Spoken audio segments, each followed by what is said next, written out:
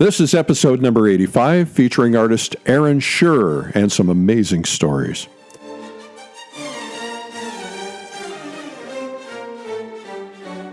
This is the PleinAir podcast with Eric Rhodes, publisher and founder of PleinAir magazine. In the PleinAir podcast, we cover the world of outdoor painting. Called PleinAir, the French coined the term, which means open air or outdoors. The French pronounce it plein air. Others say PleinAir. No matter how you say it, there is a huge movement of artists around the world who are going outdoors to paint. And this show is about that movement. Now, here's your host, author, publisher, and painter, Eric Rhodes.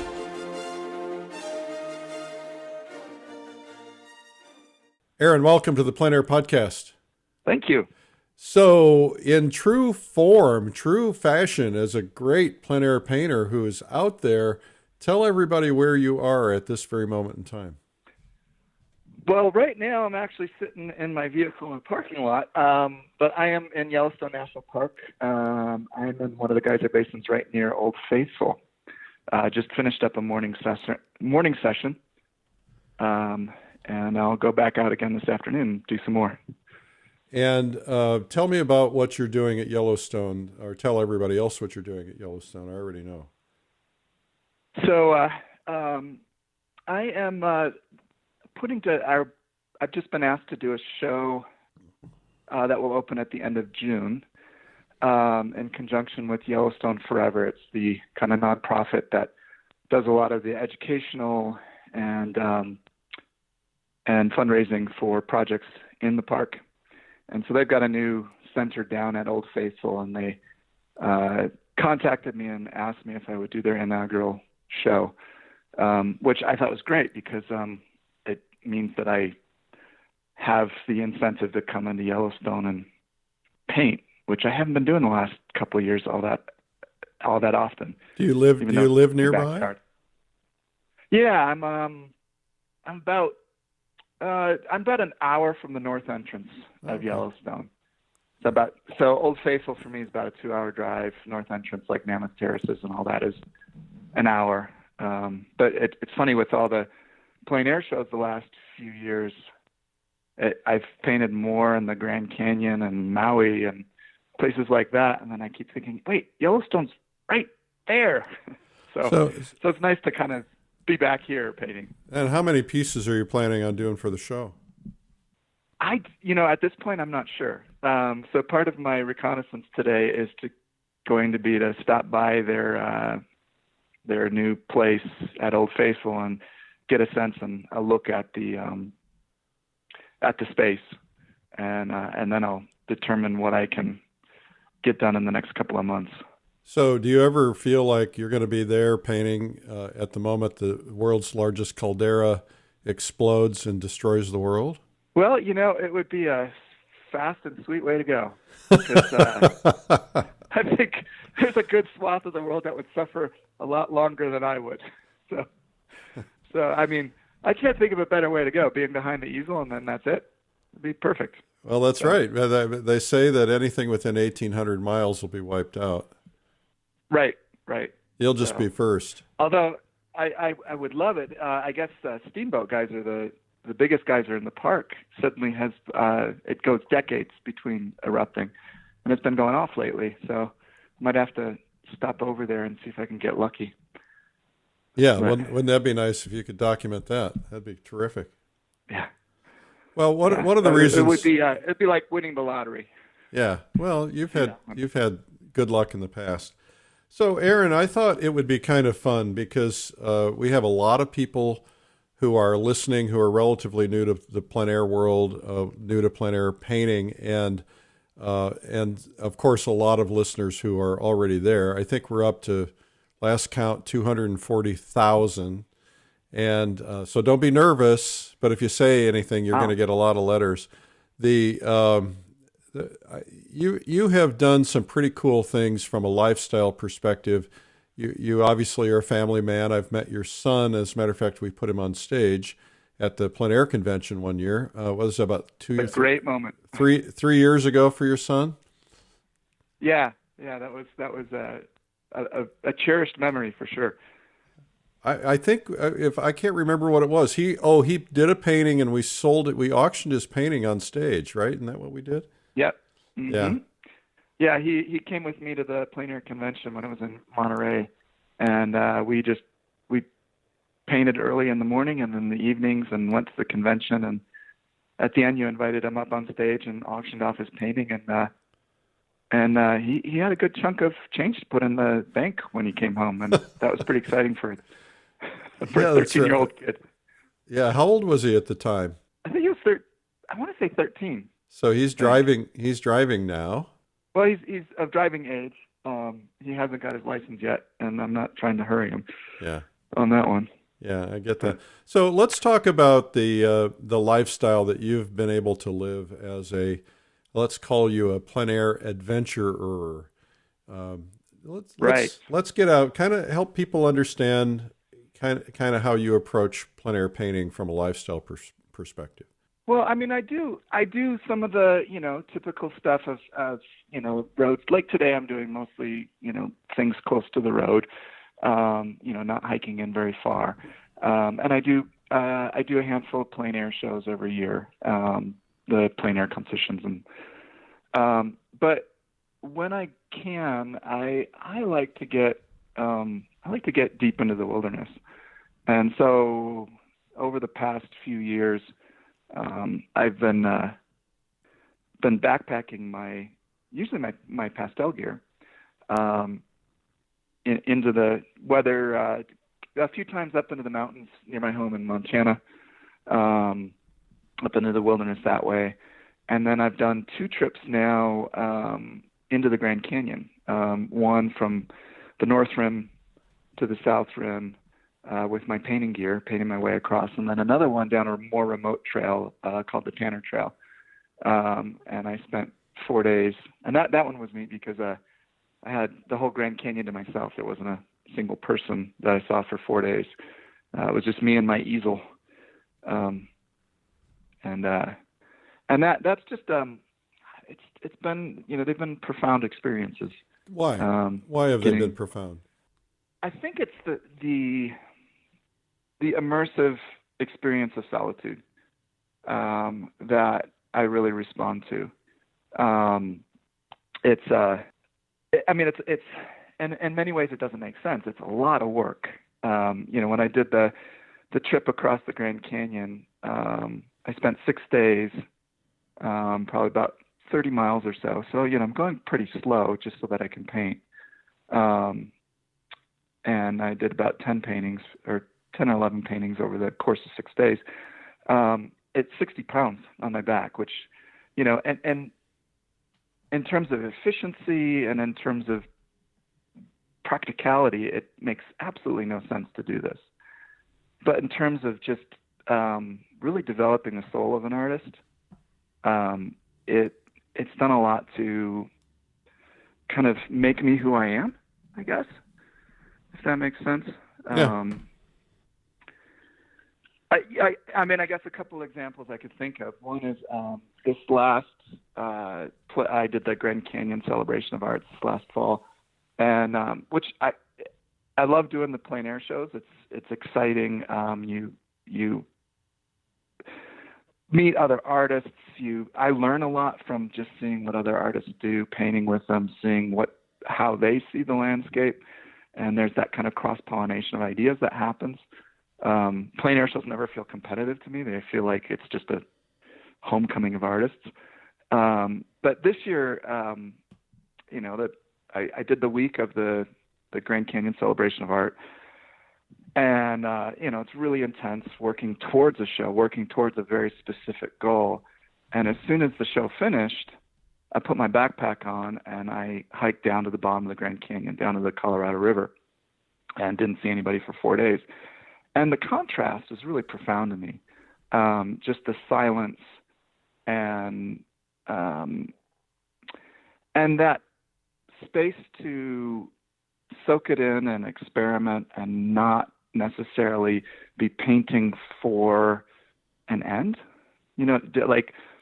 So I'm I'm trying to understand the landscape. I'm moving through this landscape and discovering it and experimenting. In the case of the Grand Canyon, there's times I was doing very finished pieces, and there was times I was just sitting down with the sketchbook because, you know, it's the heat of the day. And so there's more of a variety of what I can achieve in terms of ideas. So in that sense, I just, I think that solitude is really important for developing one's personality as an artist. So, and do you think that solitude, that sense of solitude, then comes across in your paintings? You know, it's funny. I was thinking about that just today, and I don't know. And I guess this is the way I would share it. For me, as an artist, what I get from a painting is the experience of responding, hopefully truthfully, to you know, what's out there, to that to the landscape, and so that's what I cherish. That's what I value. The finished painting, for me, a lot of times, all I can really see is the struggle. Do you know what I mean? Like, I could see like what I tried to achieve and what I tried to understand in the painting process. It's really hard for me to see what the final piece is. And to me, the magic of art is that someone else comes along and they see that painting, and somehow they respond to it with their own experience. And it's like they finish the story. It's like I start the story as best I can, and they finish it with their experience. I've never fully understood when people say, "Oh, isn't it hard to give up your paintings?" And I think, no, because for me, the painting is the experience. And it's the learning, and it's the process of growing. And the actual painting is for someone else to sort out. Right. So if I look at it from that standpoint, hiking up a trail into the mountains and sitting at a mountain lake and looking at the peaks around me and having that solitude and, you know, going through that work, it's part of the experience of it's almost like I'm having my own story, my own narrative in that experience. And I hope that comes through, you know, if anything in the love for the place. I hope that comes through in the way that I paint, but it's not necessarily something I could, you know, point to in any tangible way. How did this whole plein air thing begin for you? How did you get into it? What was the process leading up to you becoming a plein air painter? Well, I started, so this would be back in the early 90s. I was going to the Art Institute in Chicago doing semi-abstract work. And then I went over to Scotland, what was supposed to be a semester exchange. I ended up transferring and spending 2 years in Scotland. And at the start of my last year in Scotland, some friends invited me to go out, just take the train over to St. Andrews, and we walked out to the beach, kind of over by the world's first golf course and overlooking St. Andrews, you know, beautiful spot. And I did this charcoal drawing, just of the profile of St. Andrews. And I discovered joy. Like I'd been painting or, you know, drawing since I was a kid. And, you know, going to art school, I was concerned with being clever and ironic and a good art student. And I did this landscape, and I thought it was like meeting myself. I went, wow, this is who I am. And I felt so happy, so profoundly happy just doing it. And so for my last year in Scotland, I just would take the bus or train out of town, and people on the bus would think I was crazy because I'd sit there and look out the window, and then I'd yell at the bus driver to pull over. I saw something nice. I'd get off the bus and I'd go wander out into some field, and I'd just go and at that time I was just doing charcoal drawings. And then I started doing a little bit of pastel work into those charcoal drawings. So for the first, probably, for that last year in Scotland, and then I came back to the States. I had met a girl who happened to live in Montana. So I followed her out to Montana. Everyone thought I was crazy. You're going to go out and be an artist in Montana? My friends from Chicago thought, people still lived in teepees in Montana. So anyway, I followed her out to Montana and, just started doing it. Waited tables on the side. And it was probably I don't know when I even first heard the term PleinAir. I'd been doing it for at least a few years before I even knew that there was, this burgeoning movement, and that there were all these other artists that were doing this. So there was a lot of ignorance at the start. So when you're on these trips, certainly there's some memorable experiences of some things that have happened. The first thing that crosses my mind is there probably some, potential encounters with rattlesnakes or, the chance of falling. What kind of things did you encounter? Oh man, I've had a few crazy experiences. Actually, the last trip into the Grand Canyon, first day I get down to the river, I'm going to put my stuffed sack of food under a big boulder. It had space under it just to keep it in the shade. So I was going to go get some water and then find a place to put it. And I came within a few inches of sticking my hand right in a rattlesnake's mouth. And that gave me pause because I thought, wow, I'm 9 miles and 5,000 feet down. So I think what I probably would have had to do is just wait for one of the rafts to come down the Colorado River and flag them down. If you had time. Yeah. Another experience I could think of in the mountains of Montana that was actually, in a way, kind of comical. So when I'm painting up in the mountains of Montana, I have to have bear spray because it's in grizzly bear country. So I have to, stay alert. I've never had I've had some encounters of seeing grizzlies in Yellowstone when I've been painting, off trail, hiking down trails. And so, definitely develop a mountain sense and a sense of safety and making noise and so forth. But anyway, this one trip up to a lake near my home, I didn't bring a tent. I just had a sleeping bag and a Gore-Tex bag to put over it, and I had shoved all of that stuff under a great big boulder, and then hiked around the lake, and then hiked up another probably 1,500 feet to this high basin that I had seen when I had climbed this mountain and wanted to paint up there. And I got up there, and I really just got going on this painting, and man, the sky it rained and hailed and hailed and rained, and just unleashed. And coming back down to the lake, quick packed everything up, and it's this huge boulder field, climbing up and over all these boulders to get back to the lake. And just as I get around the lake, a huge gust of wind comes through, and I come around the lake to see my sleeping bag getting blown down the hill and all of my stuff getting blown. It was way back under this huge, boulder. I thought it was very, very safe. So I ran down there and gathered everything up, and fortunately didn't lose anything, but it was wet, and I was soaked. I was freezing, and got everything packed up. I thought, I'm getting out of here. I just got to get out of here. I'm going to start hiking out. And went around the lake, and it's just about to start the real trail down the mountain. And I turn around and I see the sky part, and I look up and I think, I think I swore because it split and it was so beautiful. And I thought, I am so wet and I'm so cold, but I can't leave that behind.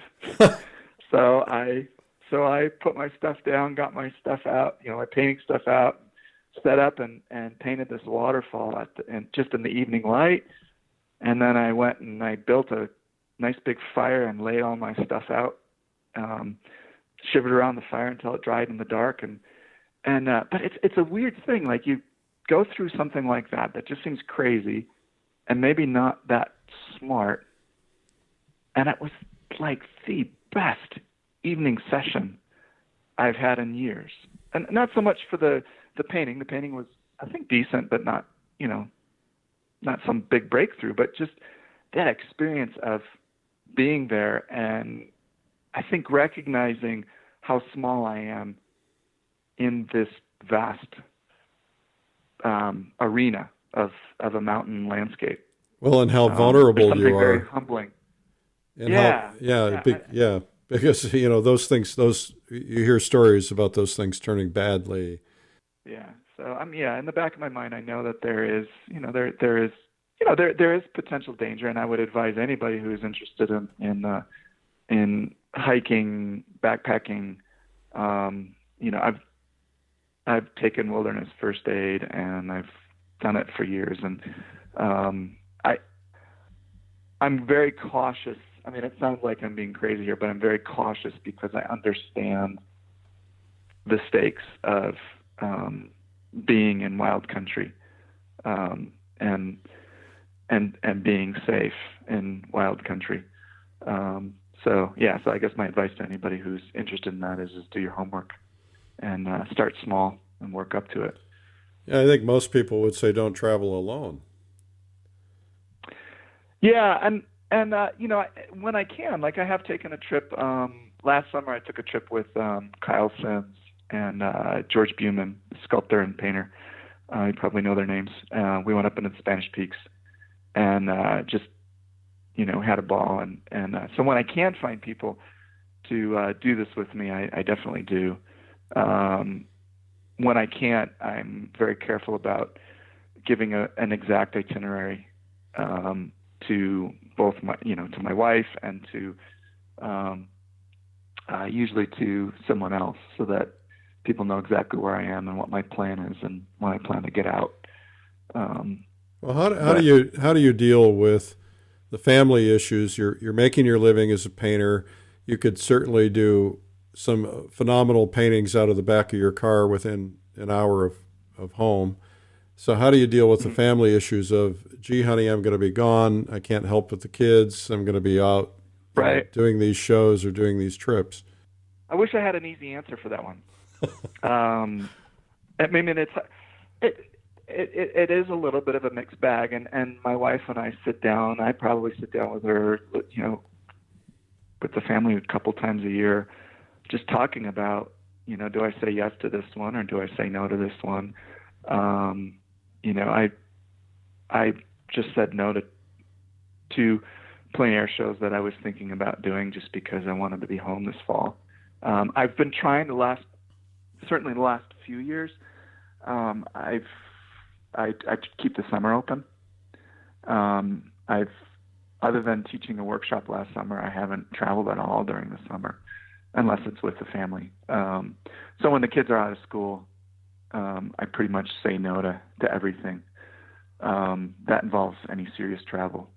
And the funny thing though is I find that I'm watching I have 3 teenagers now. My eldest is just about to graduate high school, and the thing is, when I'm home, my studio is right behind the house, and I usually am painting in the vicinity of Livingston.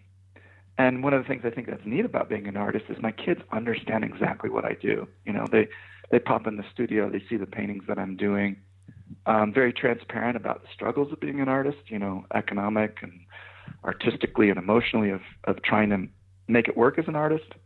So they really get that. They get what I'm about. And what I'm starting to see with them is them developing their own sense of that wanderlust, that sense of adventure. My 2 oldest boys are taking a mountaineering course this summer. We do a lot of skiing and rock climbing and mountaineering together. So when I come home, a lot of the times I drop everything and we head off into the mountains together. And so I think overall it works out. They don't seem to hate me. So I've got 3 teenagers, and we get along really well, which I'm thrilled about. So you used to be, if I remember correctly, an actor. Well, I do a lot of acting on the side. I actually I have sitting right next to me in the vehicle a script that someone asked me to look at for a play this fall that I will do a reading for this weekend. So the acting is kind of it's, I don't make any kind of a living off it. There's a lot of really good community theaters between Livingston and Bozeman. So that's something I do just for the love of it and also for the community. Like I've been talking about, art is this soulful, solitary endeavor. And acting, in a way, is it's artistic opposite, where it's collaborative. It happens in real time. I feel like I've told people it's like being the painting when you're on stage, and it's like a new painting every night being painted right before the audience, and you can hear and feel them responding. So it's kind of a neat experience that counterbalances the solitude of painting, I think, sometimes. So you any lessons in acting that apply to painting? Yeah, and I think at its core, 2 things. One is that when I do acting, when I'm getting ready to go on stage, and there's going to be an audience, or even when we're in the rehearsal process, there's a lot of preparation that goes into getting ready, getting emotionally ready, really putting myself into that character and getting emotionally ready for getting on stage. And one of the things actors talk about is being in the moment, and it's not something you can force, that you can make happen. You could do as much preparation as possible. And then those magic moments on stage is when you lose yourself in the character. When I forget that completely that I'm Aaron Schuerr, and all of a sudden I am so Friar Lawrence, or whatever the character I'm playing, and the emotion of it feels as true as anything in real life. And a lot of that happens through a lot of preparation. And what I found in painting, I realized, what? I go out and I set up and I paint. And I realized I wasn't doing a lot of the thinking about, what is this about? Like, what is the story here? When I'm painting, like this morning, I'm painting a little thermal, one of those hot pools in Yellowstone, and which is different than painting a vast mountain landscape. It's got a different mood, a different feel. And so if I take some time to try to understand, what is the story of this place, and what do I have to say about it? What's my role in telling the story of this place? And some of that through sitting down with a sketchbook, maybe even writing some notes, and getting myself prepared, almost like getting into character, only the character is me. And so that one of the things, one of my favorite wonderful friends and wonderful director always would say is responding truthfully in the moment. That's how he describes acting. And I thought, as an artist, I need to do the same thing, responding truthfully in the moment. So each landscape has a different, in a weird way, if I listen like I would in a play, each landscape has a different mood, a different idea, whether it's intimate or vast. And so by doing more preparation like I would with acting, I can tap into that, a stronger idea, I guess. It's a long way of saying that. You're painting in pastel. You said you oftentimes take pastel, but you're also painting in oil. Yeah. So do you have, in what circumstances do you choose one over another? I wish I had a good answer for that one. Yeah, I wish you did too. Yeah. Another thing I've been thinking about, I go back and forth. It's sometimes I think working in two mediums is a little bit of a blessing and a curse. It seems like the last few years especially for the PleinAir shows, I've been doing a lot more pastel work. I tend to be a little bit more consistent with pastel. I've been doing it a little bit longer. But sometimes I can get frustrated with, with pastel. Sometimes it feels like no matter how many colors you bring out there, you don't have the right color. And sometimes it's nice just to switch it up and be able to mix color. And to have that different approach of being able to mix on a palette. So some trips, like on this trip, where I don't have the pressure of really painting for. I'm gathering information in Yellowstone right now, and I'm not too worried about frameable paintings. I'll probably pop back and forth between pastel and oil on this one. When I'm doing PleinAir shows, I just tended to do a little bit more in pastel. Just feel a little more confident with that medium. And do you ever do a pastel on location and then turn it into an oil as a studio painting later? Mm-hmm. Yeah. I have. Sometimes I'm tending to do in the studio. I've been moving towards, if it's larger, maybe anything bigger than 20 by 30, maybe I'm gonna want to do oil, just because you can get those big brushes and you can, slather on the paint. And pastels, they're one size. Whether I'm doing a 8 by 10 on location or I'm doing a 24 by 30 in the studio. Sometimes I will switch it up. I'll do a pastel on location, and say if it's a mountain landscape and I want to really build up that sense of those layers that you get in the rocks.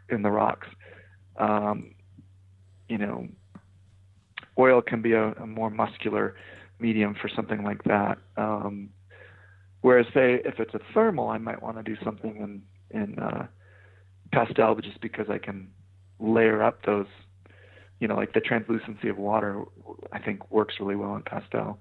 But I don't have any set, like, oh yes, okay, this would clearly be a subject that I should do oil. I think I just kind of pop back and forth a little bit, depending on my mood. So what's the big trip next? So right now I'm doing, I'm just doing this Yellowstone thing, and then it's weird. I've been traveling like crazy in the last 6 months. I mean, not like crazy, but I've had trips periodically.